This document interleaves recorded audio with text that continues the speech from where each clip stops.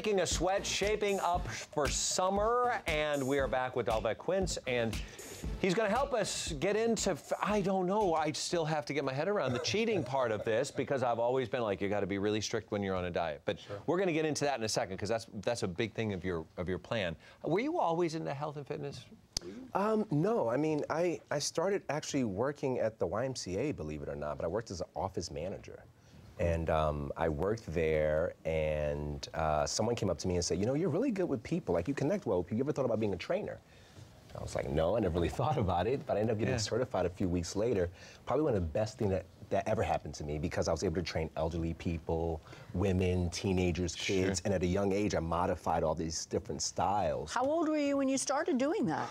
22. Okay, so and I'm 26 now. Yeah. So you get a very successful career in such a short time. Don't judge me. But how do you connect with it? Because there are a lot of times people, they almost expect the trainer to do the workout for them. They're like, oh, I don't want to go up the hill. Right. How do you get people to go past that barrier? Well, I'm not a guy who was overweight. I didn't have that connection. My connection comes from understanding what it is to feel defeated, and you know, always be told that you're not good enough. Was that something you had? That's something I experienced personally. Oh.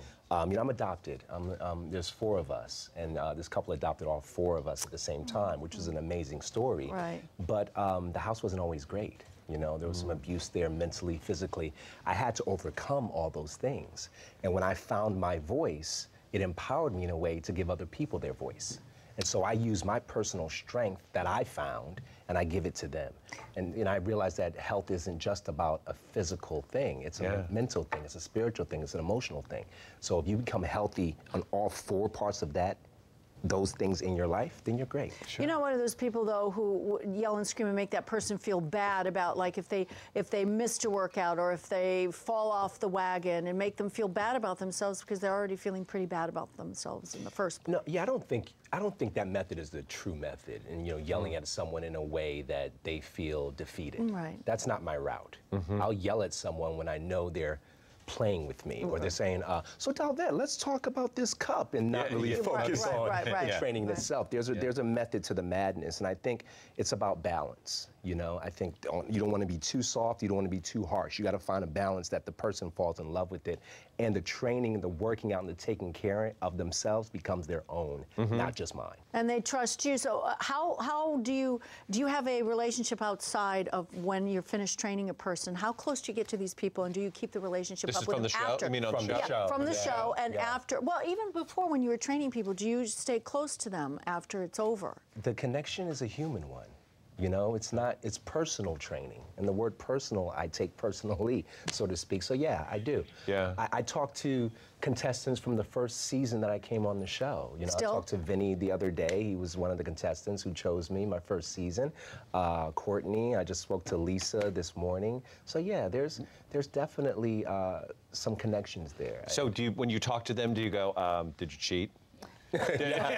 we talk about where they are mentally. Have they hit any walls and things of this nature? You know, I'm more than a trainer, and I let them know that. You know, I'm a habit reverser. You know, habit reverser. Taking those bad habits, those daily habits, or those moments where you're not sure what to do, and showing you another option. So how do you do your plan that you come up with, that you talk about in your book, is 3-1-2-1? That's cheating. Explain that. Yeah, explain. Don't get so excited about the cheating, because by the time I explain it, we're like, you know what? It's the 3-1-2-1 mark represents the days of the week.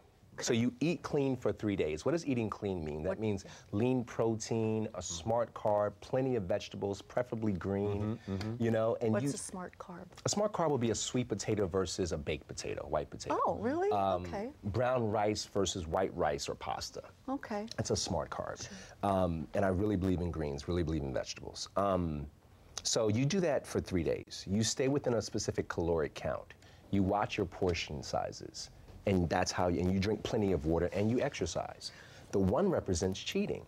People say, oh God, I get to cheat, awesome. Okay, I want this cake, give me this hamburger, give me these french fries. No, it's not that extreme, no. That's fibbing then. It's not fibbing, it's the truth. No, I'm saying if it's not cheating, it's sort of a fib. But what if you have, what if you get to drink? Okay. Right? You're out with your buddies. Now he gets excited. What if you get to drink? Now you have my attention. You get to drink. You get to eat your pizza, you get to eat your hamburger, but you still do it within moderation. You know, a guy your build, I'd put you on an 1,800 caloric count on a clean day. On a cheat day, I'm gonna spike you up to about 2,200. I'm giving you a little bit more wiggle room. That still doesn't change the fact that you're moving. I still want you moving on those days. If you're not moving, you're not losing. So that doesn't give you a pass to just sit back and do nothing. You still take care of yourself. Sure. Can I ask you though, how do you know, because you just told him 1,800 calories and then up to 2,200, how do you know, like for a woman my size or someone who's even smaller than me, what is the caloric intake that we should be taking in on a daily basis? How do we find out what's best for the individual? I've been doing this a long time, so I can look at you and tell you. Okay, so tell me what I should be What's taking. What's it based on? I guess. I'm 5'8". It's based on height. It's based on current metabolism. There's so many factors that go into it. I'm Athleticism. 5'8". So what should I be taking? Is age? Stop it with not the age. necessarily. Stop it with the age. I'm not talking about. Not yours, just he's generalizing. Right. Okay. And time out, you two. Time Okay, out. time out. Time Mommy and out. Daddy are fighting. Mommy and Daddy are fighting. Stop Okay. it. Stop it. No, Okay. really, seriously. Height, age, Okay. are factors. Okay. You know, Okay. I would definitely determine based on that. Okay. Okay. Athleticism. Oh, we're not done. Okay, talk to me. You got more? We went to 1. Okay. What's the 2? The 2 represents, again, going back to eating clean. So 3, 1, 2, 1. You lean towards eating clean. You get those smart carbs, that lean protein, that plenty of vegetables. Anybody can do anything for 3 days. You cheat for 1, you go back to eating clean for 2, and then the 1 represents cheating again. That body confusion is amazing, just like interval training. You go to the gym, you know, lately that's the phenomenon, which is cardio and strength training. Right. Because you maximize time, you get the best results. Why not do that internally as well? I found my philosophy has always been apply the things that work outside, inside. I like that. So you stay lean, your metabolism speeds up, and you lose weight. I like that. Wow. Can you show us something that we can do at home so we don't have to, when we can't get to the gym or don't want to go? I have a great thing to show you. Do you? Yeah, Okay. yeah. All right. It's really cool because oftentimes, who doesn't have a chair in their home? We all have. You know what I mean? We all have chairs in Yeah. our homes, right? Okay. Do we have a I chair? I stand. Yes. You stand? Oh, Yeah. there's Yeah. a chair. Okay. Oh, here. Oh, yeah. We use You got a chair right here. Okay. I'll show you. Okay, I'm gonna get comfortable here and show you real quick. Thank you, Mark. Instead of just sitting on a chair, you actually use it as a tool to work out. So you can just do dips. Oh, look at that. I'll make sure Like that this doesn't here. tip over. Yeah. How's You can that? see it's working the nice. back of your arms. Works the back of your arms. You can do things like this, sitting in a chair, bring your knees to you. And this is what I like to tell people to do in between commercials. So if, say for example, you're watching Biggest Loser or Home and watching Family. Home and Family, For 2 you know, hours. commercial comes on, Yeah. Right. just bring those knees in there, give yourself a 20 count, whatever it might be. Here, The next commercial, try this to is beat how it. I would do it. Here's would how you I do would it? do it. Show And me. by the way, this is a tip, because you know I take care of myself. Yes, you but do. I'm going to apply your theory. So if Okay. I'm back like this, I can hold my cake, and then I can eat like this. Can I do it that way? Are you kidding me right now? It's a separate day. What are you doing? I'm What are you? trying- No, stay focused. Mark, look how Now he's going to yell. He's going to yell at me. You're going to get it.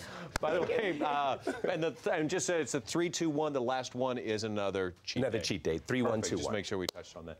Thank you so much for being Thank you. here. It's so nice to have you here. Thank you. Visit our Twitter page at Home and Family TV, and you can follow Dolvett at Dolvett as well.